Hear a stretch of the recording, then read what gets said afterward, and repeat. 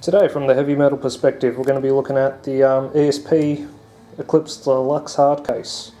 This just arrived in the mail a few minutes ago. First impressions are pretty good. Now, I actually got this case second hand.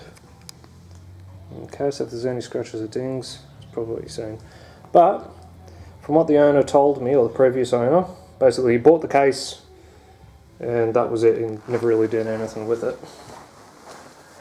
Now here in Australia, these go for about $250 brand new. I got this for $75, so can't complain with that. Now one thing we do have here is actually a really nice handle. If you've ever had a case, you know, it's got just a straight plastic handle. It can be a little rough on your hand, especially if you're holding it for bloody ages. So that's a pretty nice handle.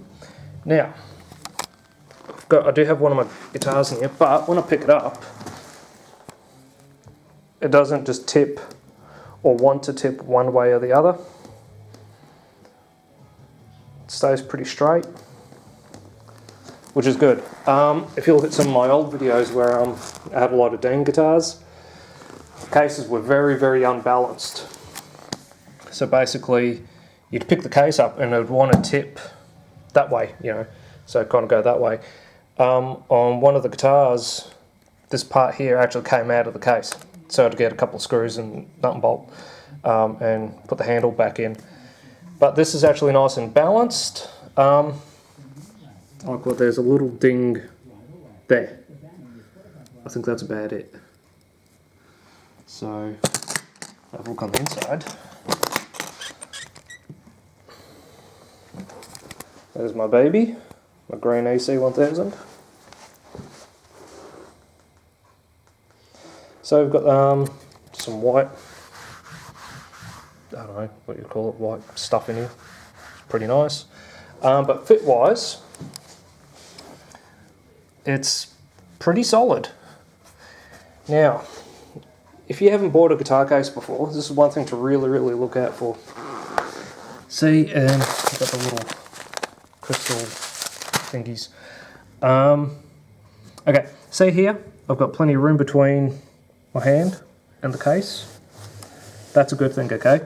If you ever buy a guitar case and the tip of the headstock is resting on the bottom of the case, maybe consider putting the case back, because that's why it's that little volute there, that little lump. This is generally the weakest spot on a lot of guitars, especially ones where the headstock angles back. So if you get a bit of a good whack there, you can more than likely snap the headstock. So this is a good thing. So there's no weight sitting back here. I had one case where all the weight was actually pushing, actually right here, because the guitar had a locking nut, and you can actually see a bulge in the case. So that's one thing I'm really happy with. It's not sitting on the tip of the headstock, which is great. So that's that. And really it is a guitar case, there's not too much to say. So we've got a nice neck support. Like I said, there's not too much play. I'll bring the camera back. There's not too much play in here. It's a little bit, but that's okay. I haven't seen this before, where the little compartment is held down by Velcro. But that's cool. There's your little compartment, keep your bits and pieces in there.